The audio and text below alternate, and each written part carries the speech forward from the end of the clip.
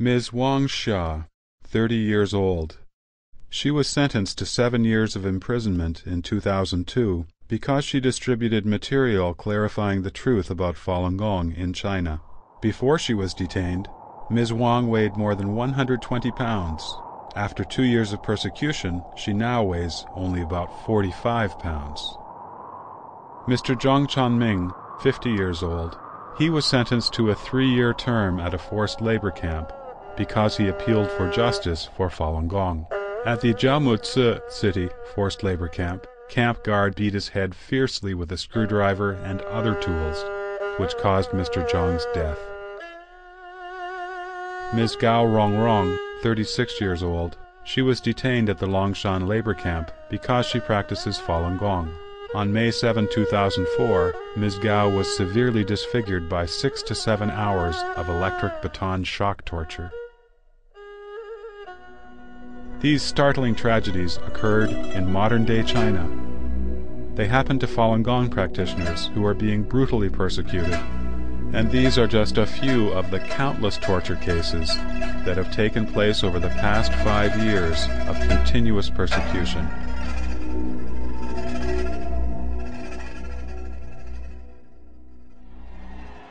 In the early 1990s, the former Soviet Union and other East European communist regimes imploded one after another, marking the collapse of the world communism movement. However, the CCP, which carried out so-called economic reform, unexpectedly prolonged its life. It seemed outwardly to be an exception, showing improvement and progress. After the brutal, systematic persecution of Falun Gong became ubiquitous throughout every level of Chinese society, many people began to ponder how such a bloody and outrageous persecution could have happened again. China's social order had stabilized after the chaos of the Cultural Revolution 20 years ago. Why has China entered another, similar cycle of nightmarish events? Why is Falun Gong, which upholds the principles of truthfulness, compassion, and tolerance, and has been promulgated in over 60 countries worldwide, why is Falun Gong being persecuted only in China, but not anywhere else in the world? Doesn't this suggest that this persecution is a peculiar phenomenon?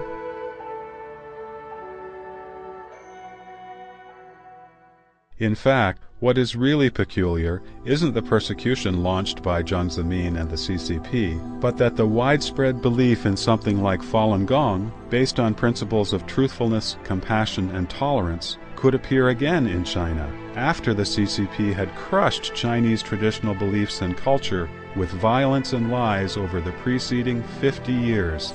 Isn't this heralding the end of the CCP?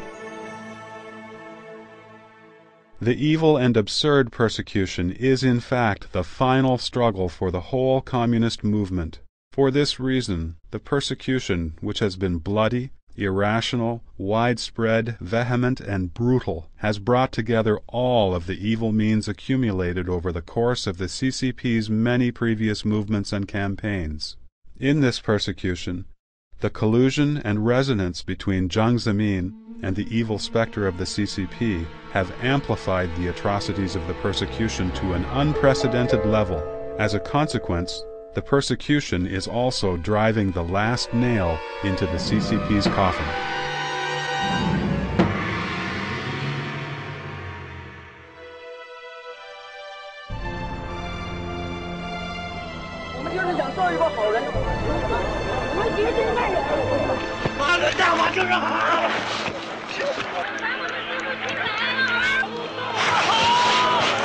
Before this page of criminal history is turned completely, let's look at Jiang Zemin and the CCP's evil acts in this persecution, and take the experience as a permanent and profound lesson for all the world's people.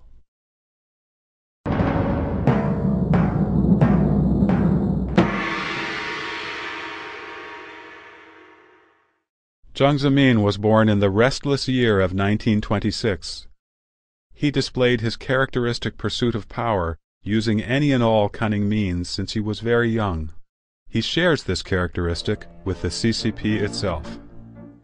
In 1943, the worldwide anti-fascist war was in full swing. While patriotic youths went one after another to the front lines to fight Japan and save China, Jiang Zemin chose to pursue higher education.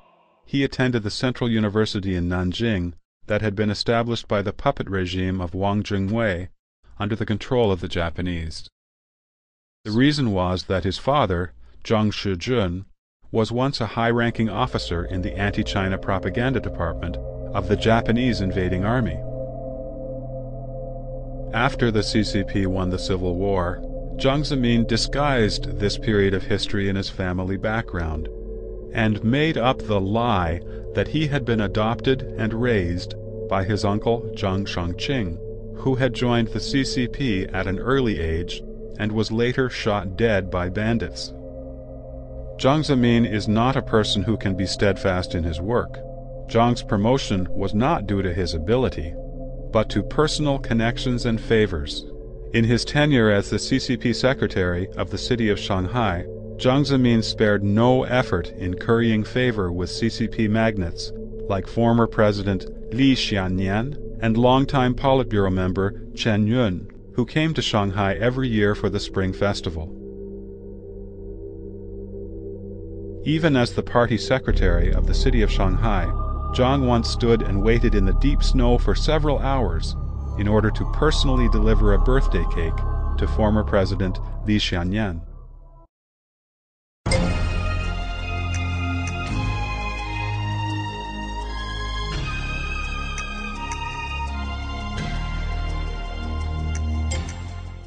The Tiananmen Square massacre on June 4, 1989, was another turning point in Jiang Zemin's life. Before the massacre took place, Jiang Zemin had delivered a secret letter to Deng Xiaoping requesting that bold measures be taken against the students. Otherwise, he said, both the nation and the party would be under their control.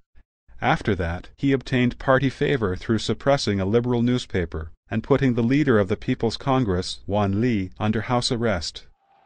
In a later press conference, a French reporter asked Jiang about the story of a female college student. Because of her involvement in the June 4th student movement in Tiananmen Square, she was transferred to a forced labor camp in Sichuan province and was raped repeatedly by the local peasants. Jiang replied, "I don't know if what you said is true or not, but that woman is a violent rioter. Even if it were true, she deserved it." This one simple sentence exposes Jiang Zemin's scoundrel-like, deviant mentality and cruelty. He was just what the CCP needed when it encountered great crises both at home and abroad. Jiang Zemin became the new Secretary General of the CCP by spilling the blood and walking on top of the bodies of the Chinese people. Jiang Zemin's disgraceful personal history as the son of a traitor to China who pretended to be the orphan of a party martyr and supported bloody suppression reflects the CCP's own criminal history. Jiang has also adopted the CCP's evil genes of betrayal, deceit, and murder. Because of this, both Jiang Zemin and the CCP share a strong attachment to their power and an acute sense of insecurity. Soon after Jiang Zemin came to power, the former Soviet Union and East European Communist parties collapsed one after another.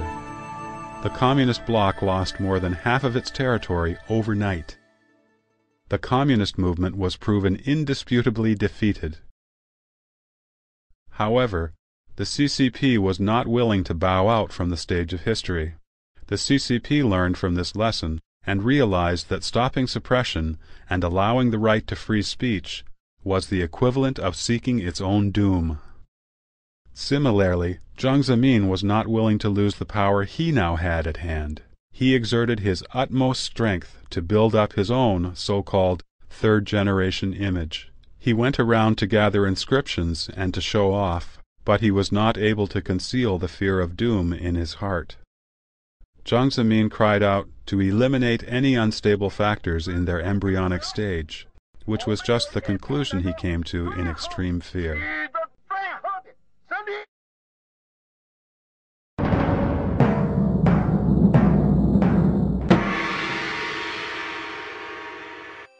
In 1992, Falun Gong rose quietly in mainland China.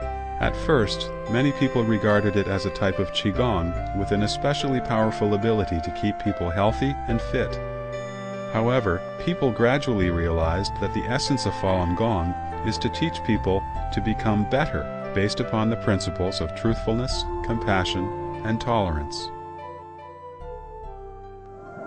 如果不是亲眼所见，你很难会相信有如此多的人自发地聚在一起锻炼身体。 Although the concept of truthfulness, compassion, and tolerance benefits any society and people with no negative effects, the Communist Party had its own methods of belief and mind control. From the day the party seized power, it started to poison and deprive Chinese people's minds in an organized way, which in China is known as being tamed by the tools of the party. 我们的国家既无外债，又无内债，市场繁荣，物价稳定，人民群众购买力不断。 During more than 50 years of brainwashing the populace, the party has always taken atheism as the absolute truth in its propaganda and educational system.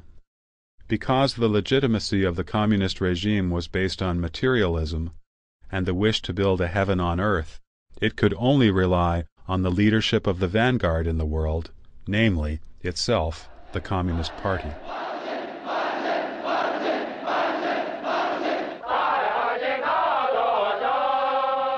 The atheists' propaganda aims to make people believe there is no heaven or hell, and no karmic retribution, so that people would no longer be restrained by their conscience.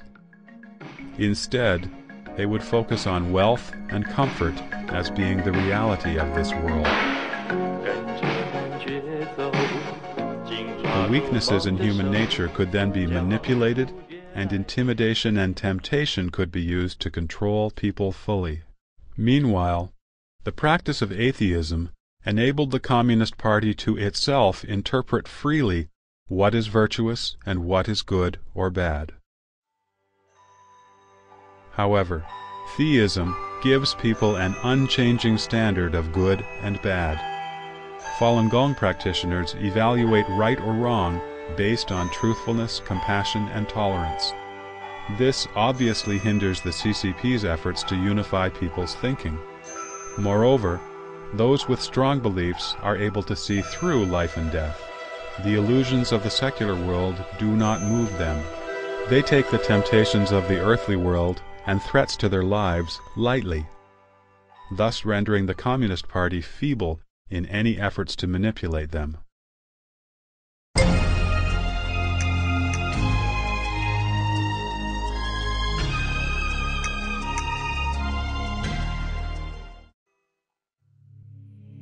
The philosophy that the Communist Party has relied on for its survival, as well as its so-called ideological point of view, are completely opposite to what Falun Gong teaches.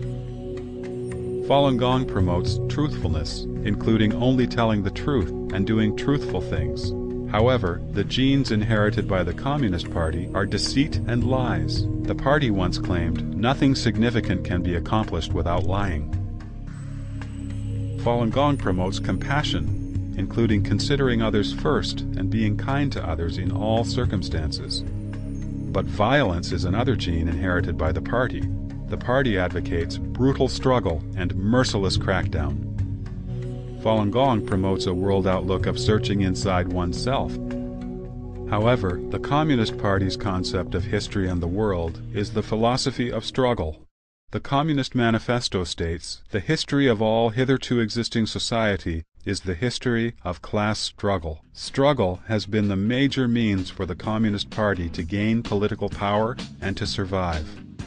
Following the June 4, 1989 massacre at Tiananmen Square, the CCP has fully advocated that people should earn more money and make a fortune. The party once claimed, "Courage should be more, and pace should be faster." It turned to total corruption in exchange for party members' loyalty. In other words, whoever followed the party would be allowed to gain personal benefits through corruption and embezzlement, an advantage impossible to non-party members.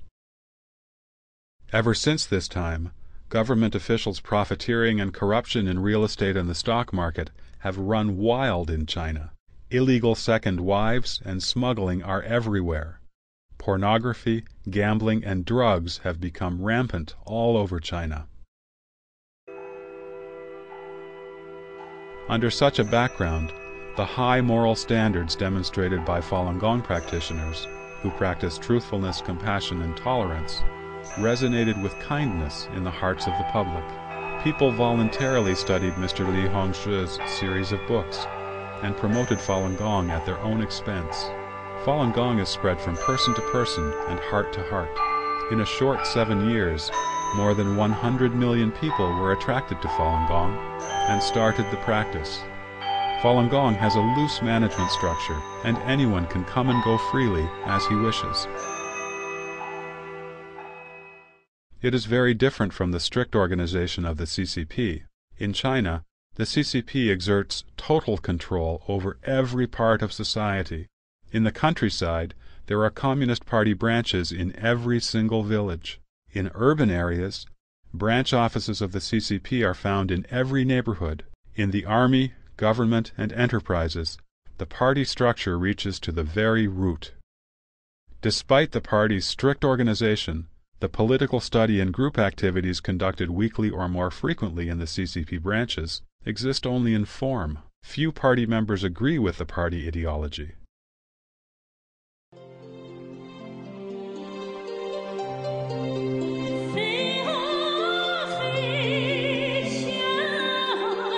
On the contrary, Falun Gong is a mirror of righteousness, which by its very nature reveals all the unrighteousness of the CCP.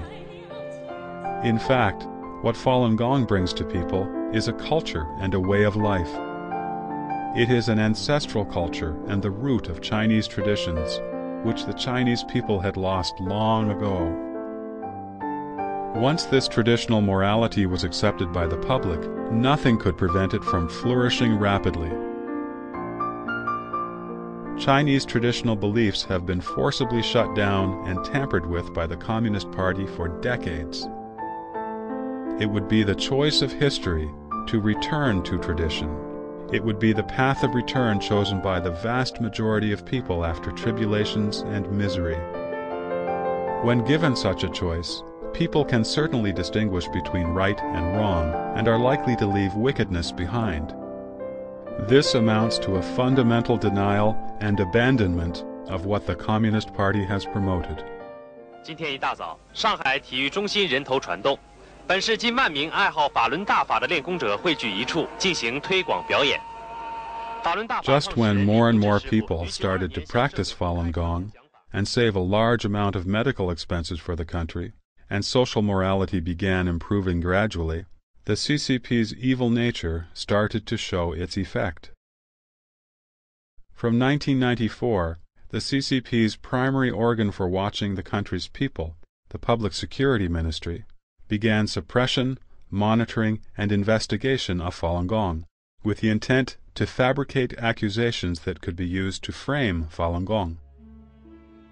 In 1996, Guanming Daily published articles denouncing Falun Gong's ideology for no reason. After that, politicians with backgrounds in public security, or disguised as so-called scientists, continually harassed Falun Gong in the state-controlled press.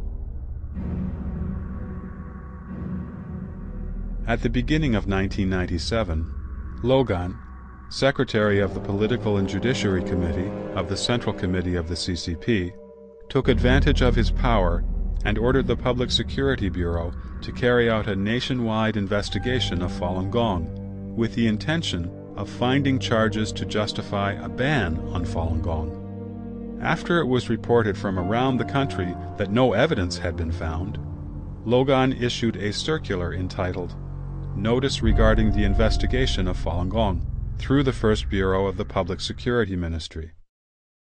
First, he charged Falun Gong with being an evil cult, and then he ordered the police departments across the country to investigate Falun Gong systematically, using undercover personnel to collect evidence. However, there certainly was a balance in everyone's heart. many undercover public security personnel also themselves started practicing Falun Gong after they acquainted themselves with Falun Gong during the investigation. So the investigation ended up with nothing definite. Hence, the CCP had to utilize its entire organization if it wanted to suppress Falun Gong. Before this organization possessed by the evil specter, the CCP, could begin to crack down on Falun Gong, it needed the right person to initiate the mechanisms of suppression. How the head of the CCP handled the issue was crucial.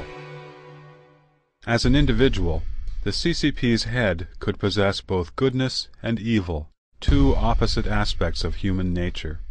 If he chose to follow his good side, then he could temporarily restrain an eruption of the vile party nature. Otherwise, the evil nature of the CCP would manifest fully. History has given Jiang Zemin the chance to choose.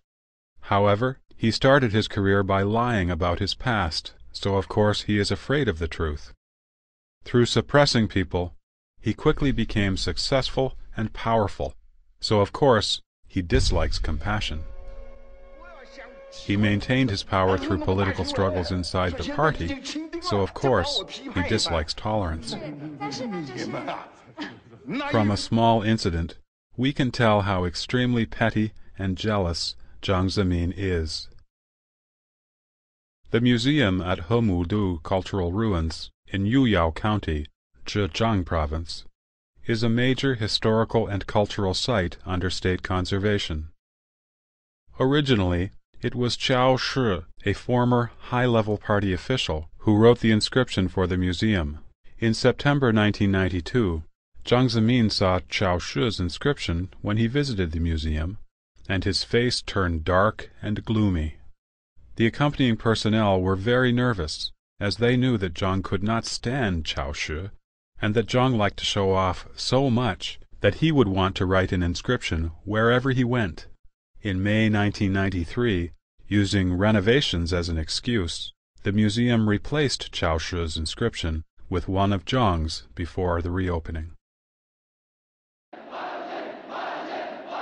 Mao Zedong is said to have 4 volumes of profound and powerful writing, whereas the selected works of Deng Xiaoping had his cat theory with its flavor of practicality. Jiang Zemin exhausted his brain but could only come up with 3 sentences, yet he claimed to have come up with the so-called 3 represents. Regardless, the party members still didn't respect Jiang Zemin, even a little bit. They spread gossip about his affair with a singer, about the embarrassing episodes where he sang in public when he traveled abroad, and his diplomatic faux pas of combing his hair in front of the King of Spain.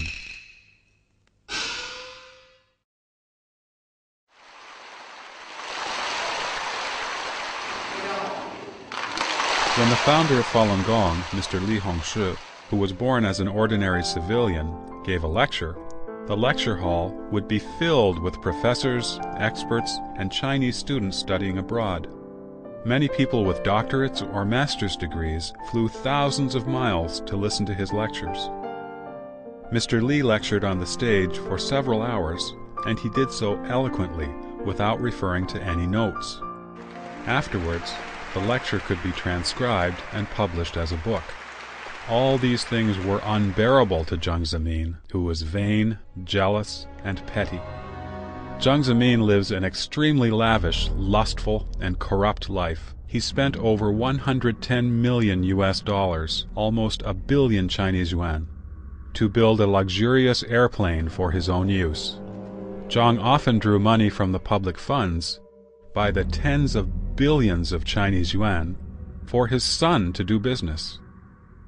He used nepotism to promote his relatives and his minions to high-ranking posts above the ministerial level, and he resorted to desperate and extreme measures in covering up for his cronies' corruption and crimes. For all these reasons, Jiang is afraid of Falun Gong's moral authority. He is even more afraid that the concepts addressed by Falun Gong, involving topics such as heaven and hell, the principle of good being rewarded with good and bad being met with bad, he is afraid that these are indeed real.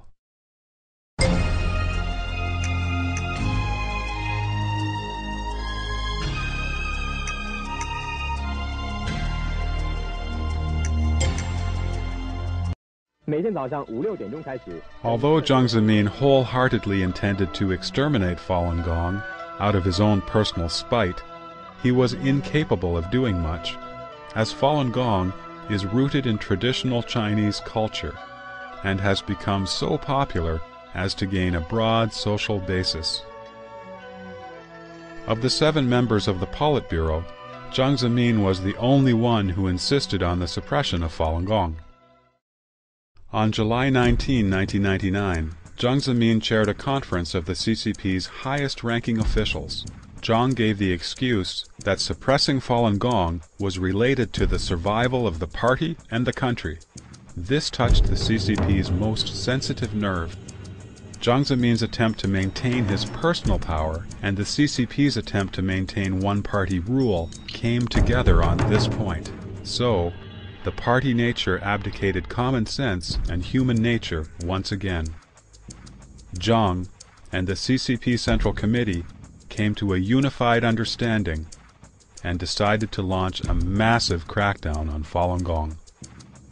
Now just imagine if the head of the CCP at that time had been someone other than Jiang Zemin. The suppression of Falun Gong would not have taken place. In that respect, we can say that the CCP used Jiang Zemin. On the other hand, if the CCP had not incurred so many bloody deaths with its scoundrel, immoral, and savage nature, it would not have considered Falun Gong to be a threat. Without the CCP's complete and pervasive control over every part of society, Jiang Zemin's intention to suppress Falun Gong would not have the organization, financing, and propaganda it needed. It wouldn't have had the support of the country's diplomats, judiciary, and so on. In this respect, we can say that Jiang Zemin used the CCP.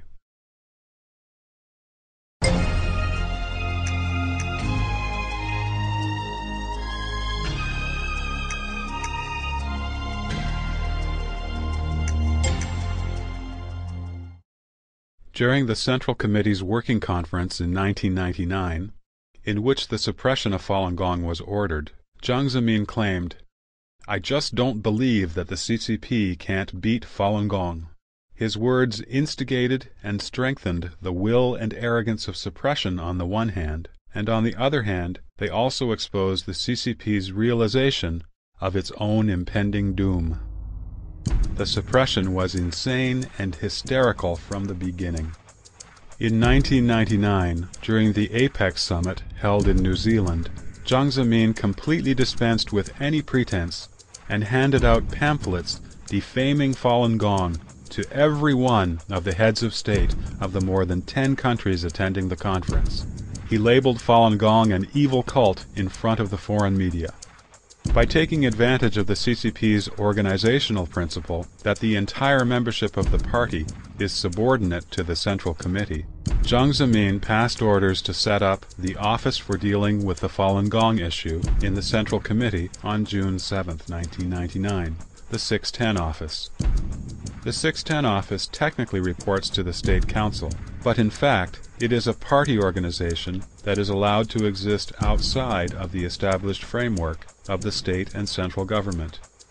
It is free from any legal restriction, any regulation, and all national policies. It is an all-powerful organization, very similar to Nazi Germany's Gestapo, with powers far above and beyond the legal and judiciary systems. It employs the resources of the country as it sees fit. Using this type of temporary arm of the dictatorship is a tactic that the party has often repeated in its total disregard of the law. During previous political purges, the party always utilized extrajudicial tactics and set up extrajudicial temporary organizations such as the Central Cultural Revolution Team to lead and spread the CCP's tyranny to the whole country. Under the instigation of the 610 Office, the suppression exploited all state machinery. The army and paramilitary police have directly taken part in the abduction and arrest of Falun Gong practitioners. The news media in China have fabricated and spread lies. The state security system has made chaos in society and among Falun Gong practitioners by fabricating false articles in the name of Falun Gong founder Li Hongzhi. The National People's Congress and the judicial system have put on airs of legality and the garb of the rule of law to justify crimes committed by Jiang Zemin and the CCP. The diplomatic system has spread lies in the international community. It has enticed foreign governments, senior officials, and international media with political and economic incentives so that they will remain silent on the persecution of Falun Gong. The black cloud of oppression that began to choke the country signaled that something as drastic as the Cultural Revolution was about to start all over again.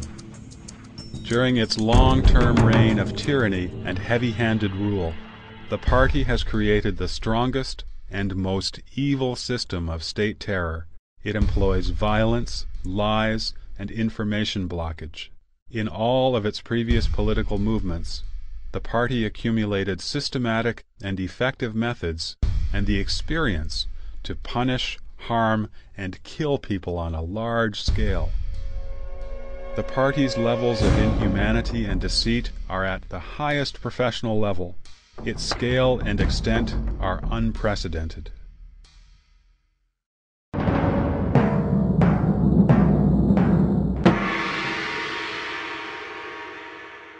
At the beginning of the suppression, Jiang Zemin established 3 core policies of the persecution: to ruin Falun Gong practitioners' reputations, to bankrupt them financially, and to destroy them physically.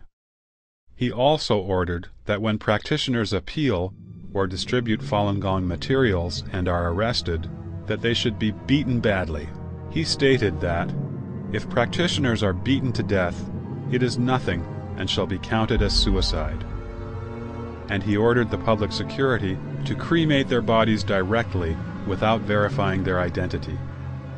No official written documents were usually issued. Coded telegrams or oral messages were delivered. There were no signatures, and every message was described as comments from the Central Committee. The policy of ruining Falun Gong practitioners' reputations has been carried out by the media, which is under the absolute control of the CCP. Based on the available statistics, within the first 6 months of the persecution alone, over 300,000 news articles and programs smearing and targeting Falun Gong were published or broadcast. In the remaining months of 1999 after the persecution began, CCTV spent 7 hours a day broadcasting pre-programmed footage to spread lies about Falun Gong. Producers of these programs started by distorting and falsifying speeches by Mr. Li Hongzhi, founder of Falun Gong, then threw in cases of so-called suicide, murder, and death due to refusal of medical treatment. They did everything they could to smear and frame Falun Gong and its founder.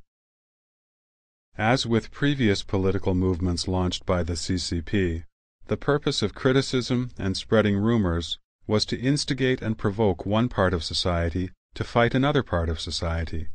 However, this time, people who had experienced many political movements were sick of the CCP's overwhelming criticism and propaganda. They would rather put their time and energy into earning more money and making a better life for themselves. Falun Gong practitioners keep appealing for Falun Gong and clarifying the truth to their relatives, their friends, colleagues, and leaders in their work units, as well as to the public security organizations and government departments. So, although the CCP media made a strong attack on Falun Gong at the surface, the effect of the suppression was not as it wished. In their commentary on November 25, 1999, the People's Daily had to admit that an inclination to battle weariness existed, saying that many people's response to the suppression was that it was just some people practicing Falun Gong and keeping fit, that it wasn't worth going to war. The criticism of Falun Gong was being viewed as a storm in a teacup. In order to carry out the battle of exposing and criticizing Falun Gong to the end, the CCP believed that hatred was a necessary condition. If there was no hatred, the CCP could make hatred. So, the farce of the so-called self-immolation at Tiananmen Square was created on the Chinese New Year's Eve in January 2001. This particular farce may be the CCP's lie of the century. It took advantage of the goodness in people's hearts and went to elaborate preparations to select the participants of the so-called self-immolation, including a young girl, an orphan, and a widow. It made their finale extremely tragic. One died on the spot and one was disfigured. It took advantage of the people's patriotic spirit and chose the spot of the self-immolation carefully, Tiananmen Square. It utilized the fastest and the most pervasive means to spread the so-called news. It used CCTV News and a TV program that has the highest audience ratings called Focal Point Interview. The incident was spread to the whole world with an unprecedented speed. We know that CCTV reaches 90% of the population in China. Its audience exceeds 1.1 billion people. The CCTV uses 4 languages, including Chinese, English, French, and Spanish, and many dialects, to cover the world through its satellite transmissions. So, as soon as the self-immolation farce came out, the whole of China saw it, the United States saw it, and even Taiwan saw it. However, a lie is just a lie. It cannot stand careful scrutiny, rational thinking, and analysis. If we look at the slow-motion playback of the Focal Point Interview program video, we can see that Liu Chunling, one of the self-immolators, died when she was forcefully struck down on the scene. The murderer was caught in a pose suggesting he had just used the killing force. The footage reported that Wang Jindong was seriously burned, but his hair, which usually is the first thing to burn in a fire, was untouched, and the plastic Sprite bottle filled with gasoline remained intact between his knees. Liu Baorong, another of the self-immolators, claimed she drank about half a bottle of gasoline, but common scientific sense tells us that drinking 1/10 of an ounce of gasoline per pound of body weight will cause death. The little girl, Si Ying, could talk with the interviewers very clearly just a few days after she had a tracheotomy. If the purpose of self-immolation was to ascend to heaven, why not go to a spot with beautiful scenery rather than go to Tiananmen Square, where the police are constantly on high alert? If the self-immolation was to protest the persecution, doesn't the fact that anyone would do such a thing show how cruel the CCP's suppression must be? Later, this incident was criticized by numerous international organizations as a government-staged action meant to deceive the public. While being interviewed, a member of the TV crew admitted that some of the footage shown on CCTV was in fact shot afterwards. The unscrupulous nature of the oppressors is obvious. In fact, Falun Gong clearly requires that practitioners cannot kill lives. Suicide is also a sin. Mr. Li Hongzhi even clearly pointed out in the book Zhuan Fa Lun that those who just practice the sets of movements but do not upgrade their character according to the requirements of Falun Dafa cannot be regarded as Falun Gong practitioners. Only those who really behave according to the character standards of truthfulness, compassion, and tolerance can be regarded as true practitioners. These participants claimed themselves to be Falun Gong practitioners, but what they said and did departed from Falun Gong's principles and teachings. While spinning out rumors and fabricating lies, the CCP has done everything in its power to block the flow of information. It has relentlessly suppressed any overseas reports on Falun Gong activities, as well as any reasonable defense by practitioners. All Falun Gong books and other documents have been destroyed.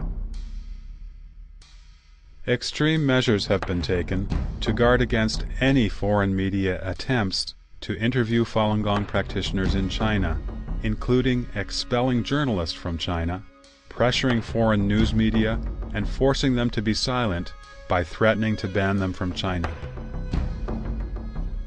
After exposing the facts about the rape suffered in detention by Ms. Wei Xingyang, a Falun Gong practitioner and graduate student at Chongqing University, 7 Falun Gong practitioners in Chongqing were charged and given long prison terms.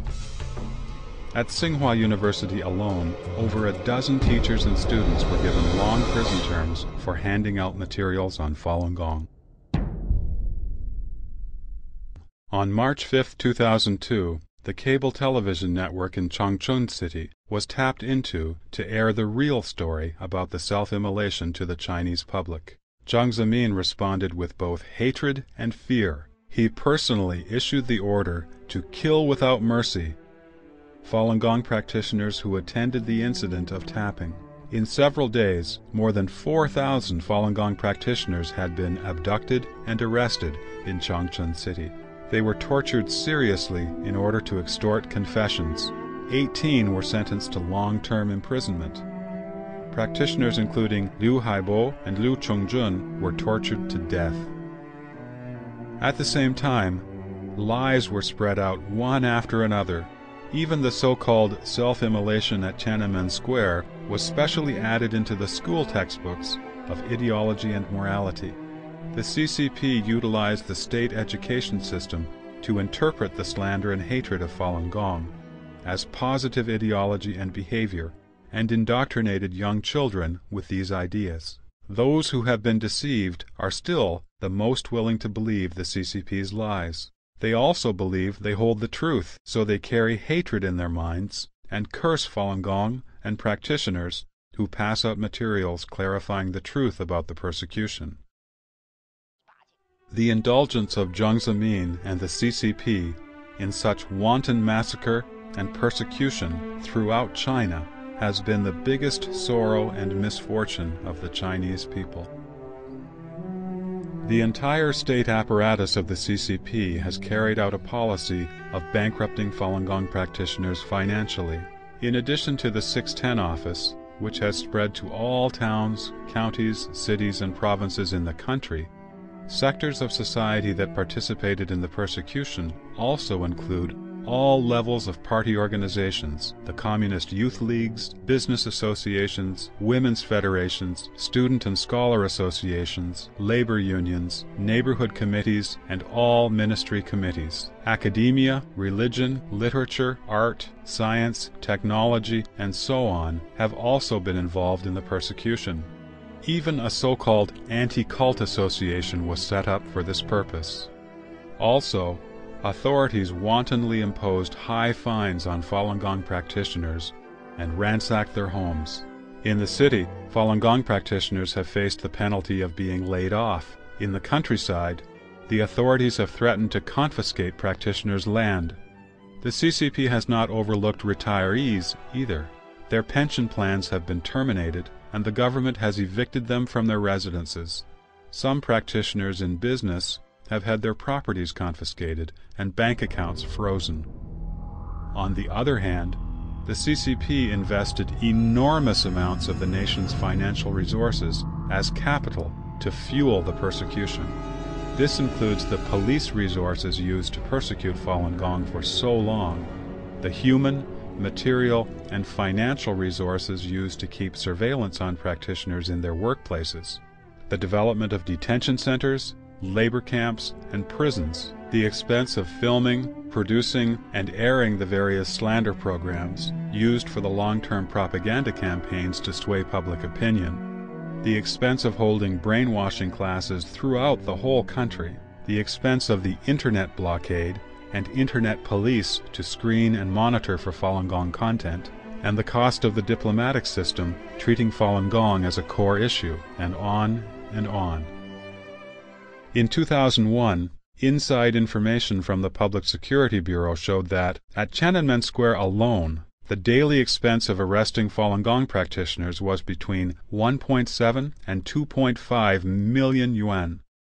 Unlike in previous movements, in the persecution of Falun Gong, The CCP adopted a policy of combining guilt by association with financial incentives.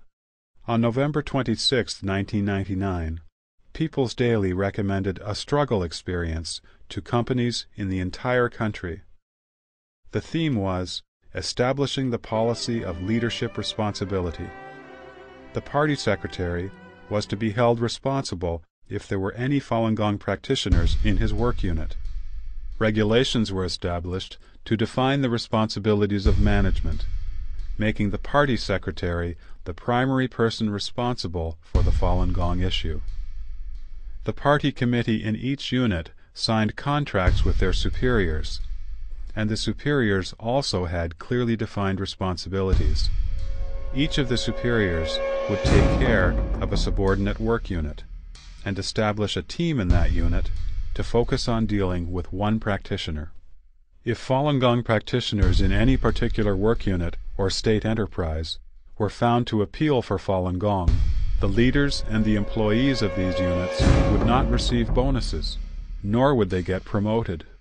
Family members and relatives of Falun Gong practitioners also faced the threat of dismissal from work, or having their children expelled from school, and of being evicted from their residences. However, those who participated in the persecution of Falun Gong would obtain rewards of several thousand or even 10,000 yuan.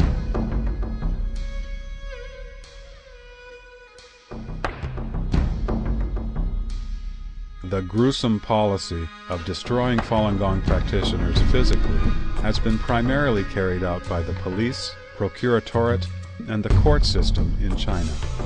Based on statistics gathered by the Clear Wisdom website, at least 1,700 Falun Gong practitioners have died from the persecution in the last 5 years.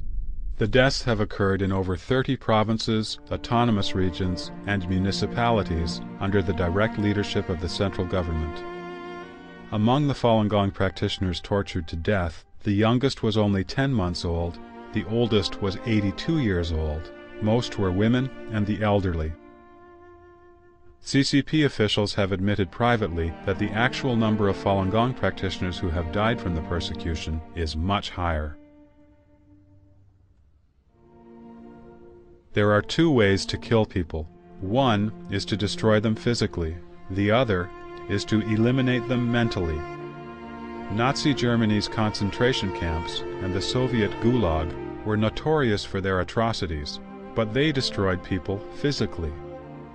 The CCP, however, has created a mental destruction and called it ideology reformation. The aim is to manipulate and control people. Usually, mental destruction is crueler and more concealed than physical destruction. In the suppression, Falun Gong practitioners are often required to write a so-called statement of guarantee letter or statement of repentance, giving up the practice or promising not to appeal. If they write the statements, they are released. If they don't, they are sentenced to imprisonment. In jail, a criterion for determining whether a practitioner has been so-called transformed or not is whether he or she will curse others. Those who refuse transformation are tortured by numerous methods: whipping, electric shock torture, freezing, tying with ropes, handcuffing, shackling for extended periods, burning with open flames, burning with lit cigarettes or hot irons, being cuffed and hung up, being forced to stand or kneel down for a long time, being jabbed with bamboo sticks or metal wires, sexual abuse, rape, and on and on. In October 2000, guards at the Masanja forced labor camp in Liaoning province stripped the clothes completely off 18 women practitioners and threw them into prison cells filled with men. The abuse of so-called psychiatric treatment has also been a well-planned and systematically carried out top-down policy to persecute Falun Gong practitioners. Statistics indicate that at least 100 psychiatric facilities at the provincial, city, county, or district level in 23 provinces, regions, and municipalities have engaged in the persecution.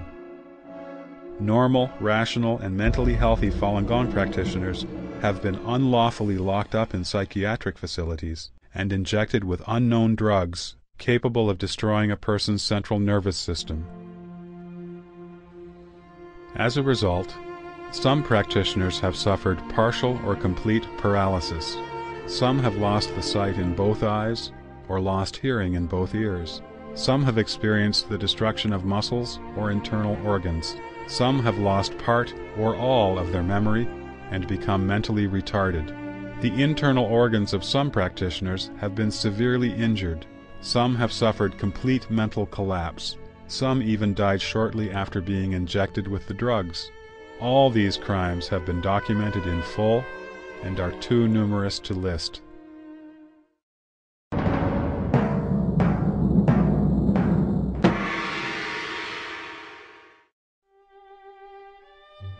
The CCP's reign is the darkest and most ridiculous page in Chinese history.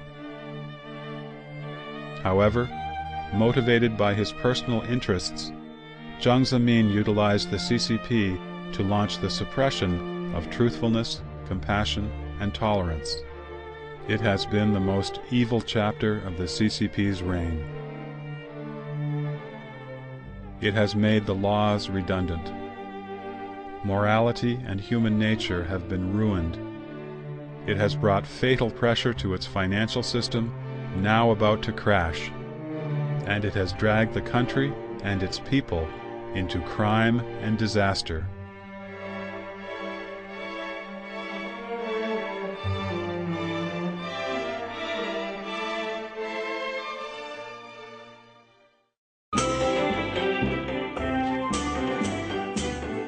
At the beginning of the suppression of Falun Gong in 1999, Jiang Zemin intended to solve the issue of Falun Gong in 3 months.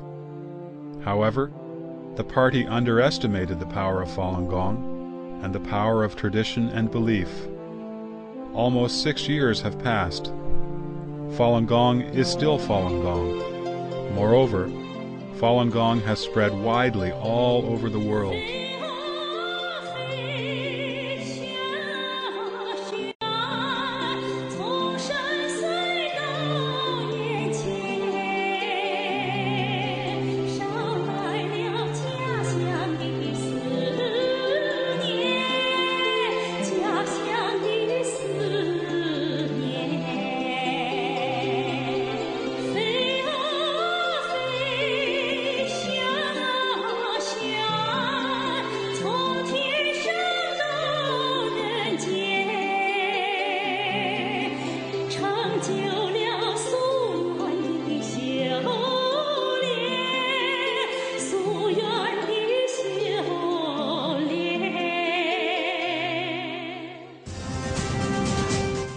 The notorious Jiang Zemin is now beset with troubles both at home and abroad, and is facing many lawsuits and appeals seeking to bring him to justice. The collusion between the CCP and Jiang Zemin has tied their fates together. Falun Gong is now suing Jiang Zemin. The day Jiang is brought to justice, the fate of the CCP will be self-evident. Any pipe dream of salvaging the CCP is against the trend of history. It will not only be in vain, but also destroy the participants' own future. Since ancient times, the evil has never been able to eliminate the righteous. It cannot eradicate kindness from people's hearts. Here, we want to thank those Falun Gong practitioners who refuse to give up their beliefs. It is because of their combat and resistance to the CCP's persecution, as well as because of their insistence in their belief of truthfulness, compassion, and tolerance, that there is hope for the reconstruction of Chinese morality.